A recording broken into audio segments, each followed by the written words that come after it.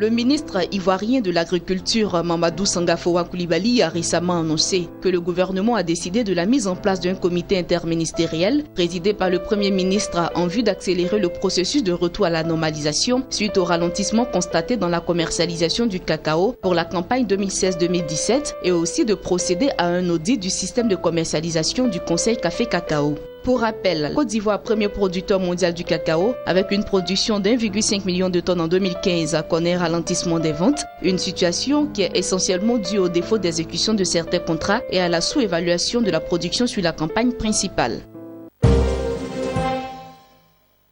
Le ministère du Plan et du Développement a procédé au lancement du projet d'appui au renforcement de la planification du développement de la Côte d'Ivoire. Ce projet s'inscrit dans le cadre des missions d'assistance de la Commission économique des Nations Unies pour l'Afrique CEA et vise à soutenir le renouveau de la fonction planification du développement en Côte d'Ivoire. Le ministre Akaba Nialé a indiqué qu'il est nécessaire de disposer d'un guide de gestion du cycle des projets prioritaires en Côte d'Ivoire en vue d'une part de standardiser les méthodes et procédures de gestion applicables par tous les ministères sectoriels et d'autre part d'améliorer les capacités d'absorption des crédits alloués au projet. Pour le directeur du bureau sous-régional pour l'Afrique de l'Ouest de la CEA, le lancement de ce projet soutenu par son institution à hauteur de 44 millions de francs CFA consiste à appuyer le développement économique et social des États membres de la CEA, à encourager l'intégration régionale et à promouvoir la coopération internationale pour le développement de l'Afrique.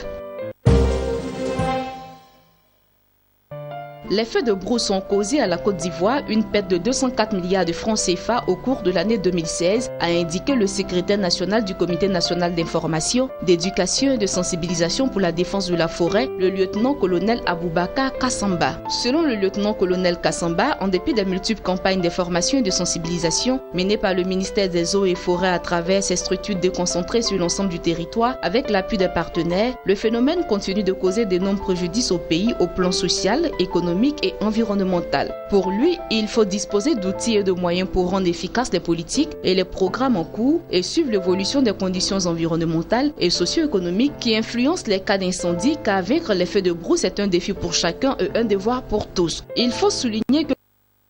ce sont plus de 1100 hectares de forêt, de 15 000 hectares de cultures agricoles, de 10 villages, de 200 cases et 17 morts de dégâts causés par les feux de brousse.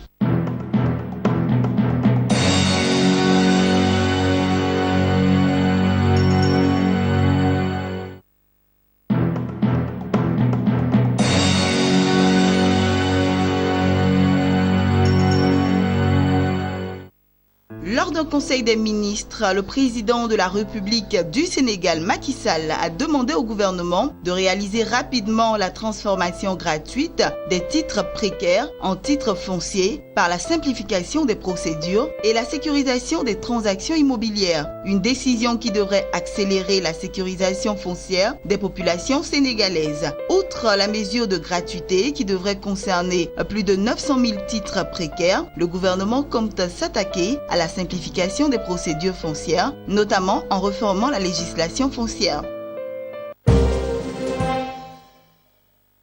L'agence nigériane NCA, en charge des investissements souverains, a annoncé qu'elle s'engagerait en 2017 sur davantage d'investissements locaux. En 2016, ces différents placements à l'étranger lui ont rapporté, pour les 9 mois d'achèvement à fin septembre, un flux de revenus équivalent à un taux de change constant à 57 milliards de naira. En prenant en compte la dévaluation du naira survenue fin juin 2016, l'encours total de ces revenus se retrouve bonifié à 95 millions de naira. Au terme de la période sous revenu, le total des actifs sous gestion de NCA a progressé de 461,13 milliards de naira, soit 1,31 milliard de dollars.